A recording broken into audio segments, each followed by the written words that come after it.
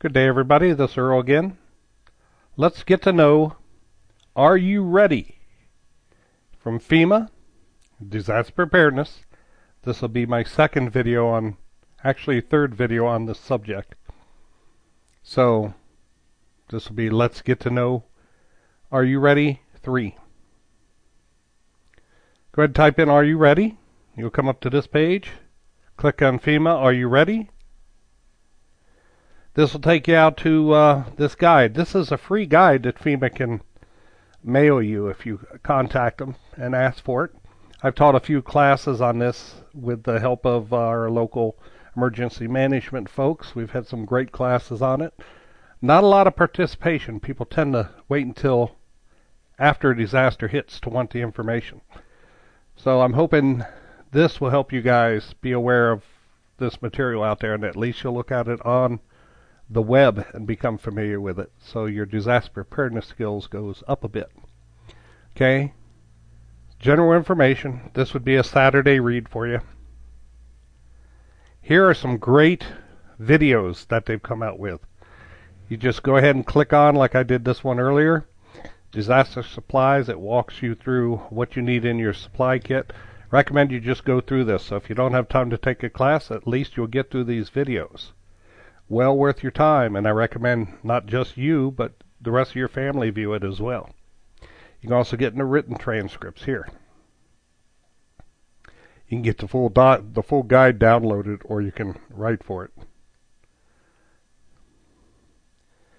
Very useful information. Why prepare? Well, because disaster is not just a dirty bomb by a terrorist. It's a flood. It's a tornado. It's a wildfire.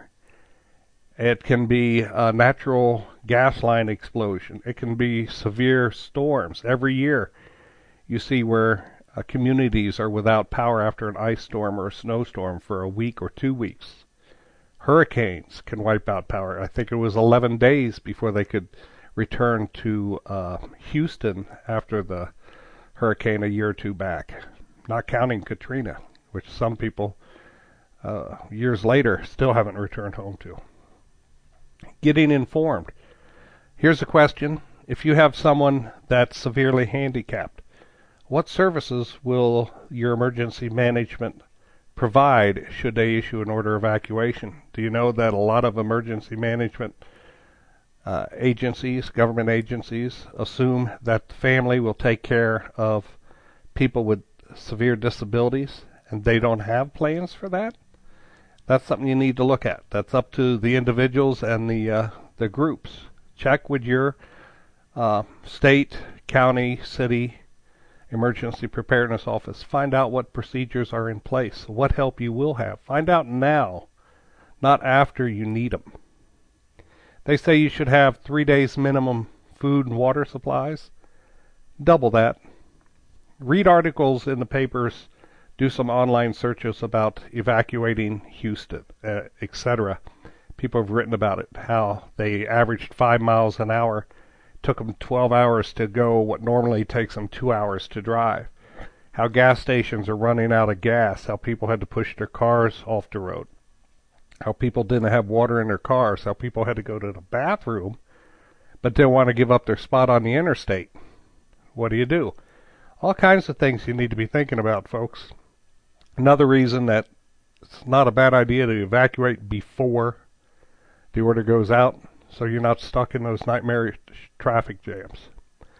Shelter. Do you know how to turn off the natural gas, propane, and water supply into your house? You only want to do that when the emergency management people tell you to, but that's an issue. And also how to turn it on, if you're going to turn it back on. Most of the time, the emergency management will say, do not turn back on your gas. Call the gas company to do that, etc.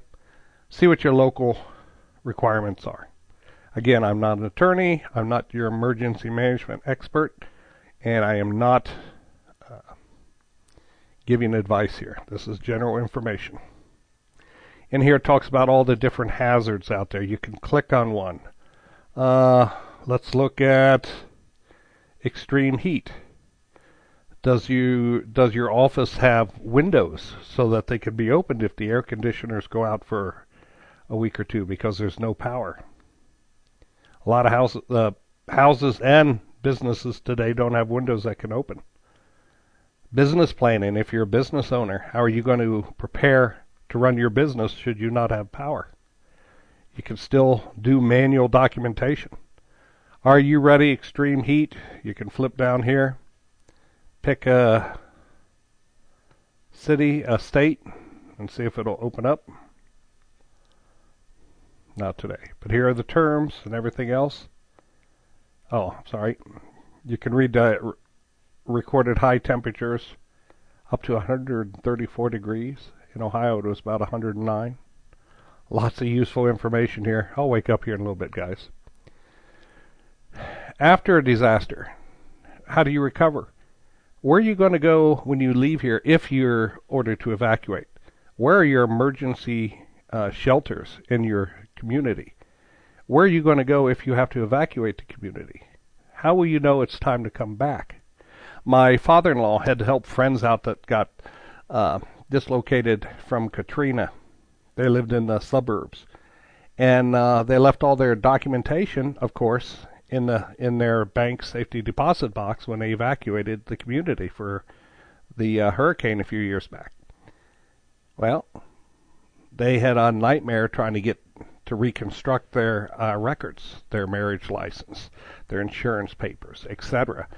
Some recommendations people have told me is go ahead and scan your documents into a scanner and email them to yourself, or put them on a couple flash drives. Put one in your safe deposit box, give one to a family member in another state, stuff like that, so they're always in another location. And put one in your emergency evacuation bag. Everybody should have a suitcase or something packed ready to go with some food in it and stuff, so that if you have to evacuate, you can make that normally 2-hour trip, now a 12-hour trip to go, from one town to another due to evacuation in your area. You have water, you have clothes. All right, like I said, there's tons of information here. I don't want to go into more detail than that, but be prepared. All right, this is Earl. Hopefully this was helpful. You guys have a good day.